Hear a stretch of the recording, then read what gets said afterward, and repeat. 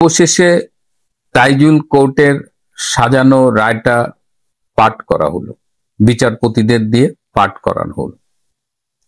এই রায়টা কি হবে এটা আমরা আগের থেকেই জানতাম। তারপরে আজকে সকালে একজন আমাকে ফেসবুকে বললেন যে ভাই, প্রথমে এই শেখ হাসিনাকে যাবজ্জীবন দেওয়া হবে এবং এই যাবজ্জীবন কারাদণ্ডের প্রতিবাদে জামাত, শিবির এরা শাহবাগে একটা আন্দোলন গড়ে তুলবে এবং তখন পরবর্তীতে এটা কনভার্ট করা হবে মৃত্যুদণ্ডে।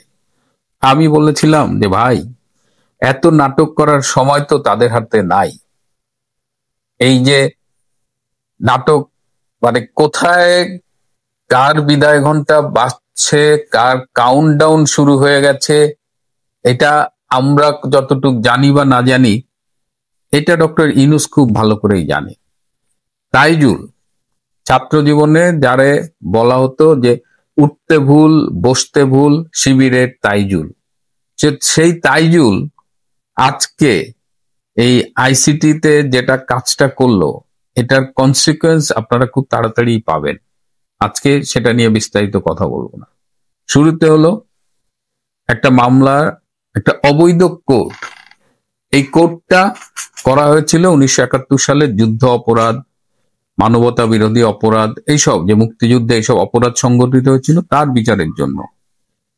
সেটাকে একটা অবৈধ অধ্যাদেশের মাধ্যমে এই জুলাই আগস্টের যে জঙ্গি অভ্যুত্থান, সেখানকার বিভিন্ন কাল্পনিক বানোয়াট অভিযোগ এনে, মানে পুরো বিষয়টা ইল্লিগাল। আমি ইল্লিগাল বলছি তা না। এই কোর্টে একজন ব্রিটিশ আইনজীবী টবি ক্যাটম্যান, তিনি অ্যাডভাইজার হিসেবে আছেন।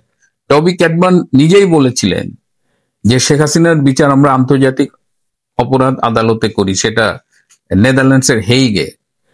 কিন্তু তাইজুল বাহিনী রাজি হয়নি, কারণ হেগে গেলে তো আর এইভাবে মনের মতো ইচ্ছা মতো বিচার ম্যানিপুলেট করা যাবে না।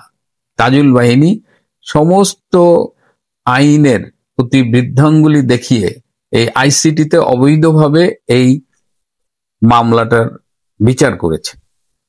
এই মামলার এতগুলো অসঙ্গতি, প্রথমত তো এই কোর্ট অবৈধ, দে হ্যাভ নো রাইটস। এই অপরাধ যারা যেগুলো দাবি করছে এটা বিচার করার জন্য এই আদালতটা অ্যাপ্রোপ্রিয়েট আদালত না, তারা নর্মাল আদালতে যাইতো। তো এটা প্রথমেই মানে বাতিল হয়ে যায়, তারপরে আসলে আর কোনো আলোচনার দরকার হয় না। তারপরেও কিছু বিষয় আমি একটু আলোচনা করতে চাই।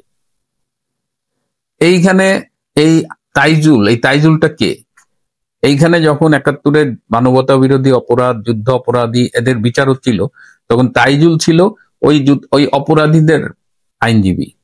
সে এখন পলিটিক্যা হয়ে গেছে চিফ প্রসিকিউটর, সরকার পক্ষের আইনজীবী। এটা কেমনে হয়? এখানে স্পষ্ট কনফ্লিক্ট অফ ইন্টারেস্ট, এটা সম্ভব না।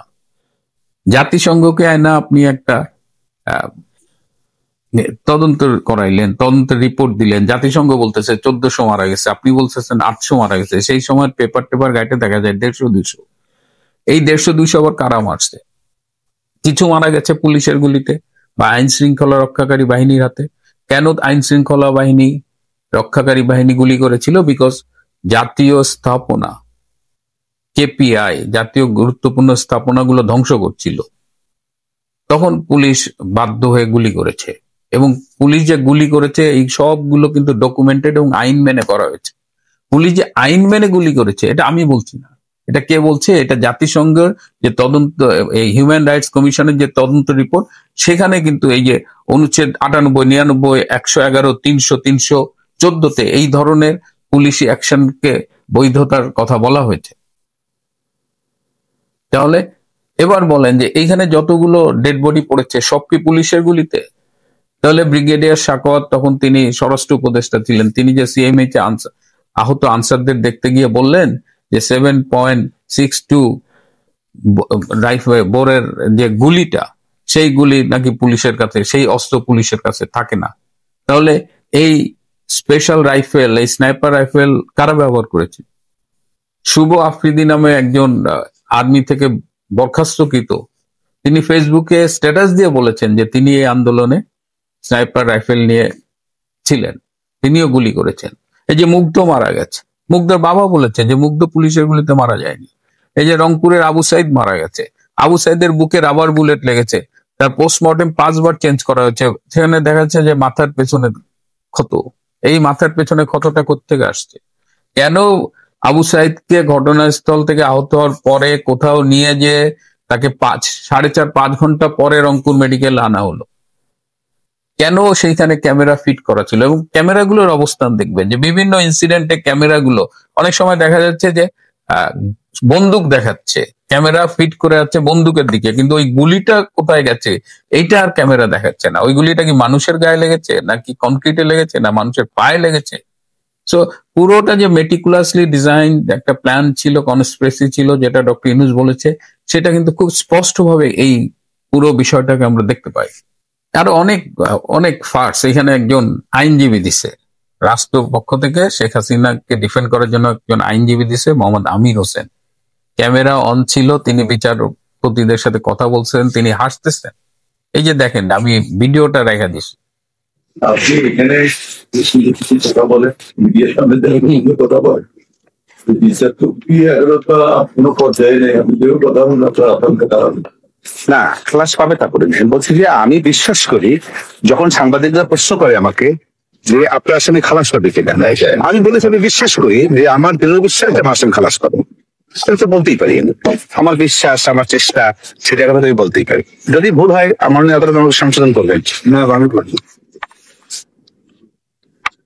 আমার না বলে উপায় কি? আমি যদি বলবি আমার আসামি খালাস পাবে না, তাহলে তো মানে জাতি এবং আমার আপনার আদালত লর্ডশিপও বলবেন যে কেমন লয়ার আমি স্টেট ডিফেন্সে নিয়োগ দিয়েছি যে আসামি খালা ফাঁসি চাই। তো এটা আরো খারাপ, আপনার জন্য খারাপ, আমার জন্য খারাপ। তো প্রথমে নিষেধ ও করতে গেছে। তো এই হলো বিচারপতি, চিফ প্রসিকিউটর, এমনকি আসামি পক্ষের আইনজীবীটাও এই নাটকে স্ক্রিপ্ট পাঠ করে গেছে। আমি তো ডাক্তার, আমি একটা জিনিস খুব কানে লেগেছে, যেমন বলছে শেখ হাসিনা নাকি জুলাইয়ের সেই জঙ্গি অভ্যুত্থানে আহতদের নাকি চিকিৎসার বাধাগ্রস্ত করেছিলেন। তিনি নাকি বলেছিলেন যে নো ট্রিটমেন্ট নো রিলিজ, কাউকে কোনো চিকিৎসা দেওয়া যাবে না, কাউকে এভাবে ফালায় রাখবা, রিলিজ করা যাবে না। তাহলে এই ভিডিওটা দেখেন তো।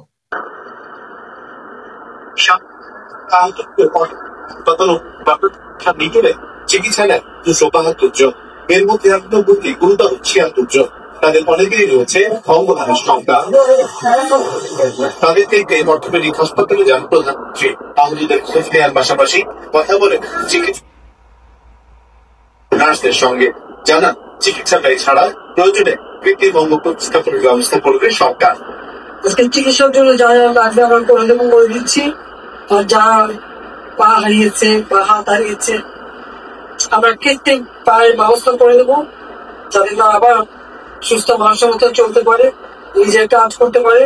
মানুষ মেরে ঝুলিয়ে রাখা, পুলিশ মেরে ঝুলিয়ে রাখা, গাজীপুরে আমাদের পুলিশ মেরে ঝুলিয়ে রাখা, কি ধরনের রাজনীতি আমরা চাই না। তাহলে কি দেখলাম, মানে মিথ্যাচার যে কতভাবে হয়েছে এটা আসলে, এটা আপনারাও জানেন, আমরাও জানি। এটা নিয়ে অনেক বেশি কথা বলার কিছু নাই। এই যে ক্যাঙ্গারু কোর্টে এরকম একটা ক্যামেরা ট্রায়াল হয়েছে, এবং সেটা দেখেন ধর্মের কল বাতাসে নড়ে। নইলে এই আমির হোসেন যে বিচারপতিদের সাথে হাইসা হাইসা কথা বলতেছে, সেটা আমরা কিভাবে পেলাম? কারা এই আন্দোলনে অংশগ্রহণ করেছিল ছাত্র জনতার নামে? এখানে রোহিঙ্গারা এসেছিল, এখানে দেশি বিদেশি জঙ্গিরা অংশগ্রহণ করেছিল। পাকিস্তানি জঙ্গি গোষ্ঠীর পক্ষ থেকে তারা দাবি করেছে যে বাংলাদেশের এই জঙ্গি অভ্যুত্থানে তারা অংশগ্রহণ করেছিল। এই যে মোহাম্মদপুরের বেহারি পট্টির থেকে বেহারিরা এসেছিল।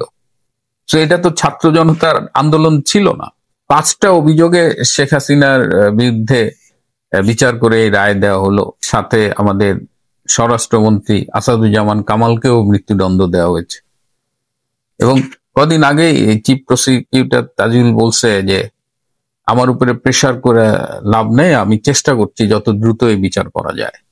মানে একে তো প্রহসনের বিচার, সেটা আবার স্পিড। আমি ওই যে প্রথমেই বলেছি তাদের হাতে খুব সময় কম, তারা মনে করছে যে এইভাবে একটা বিচার করলে বোধহয়, আমি জানি না what they will achieve from it.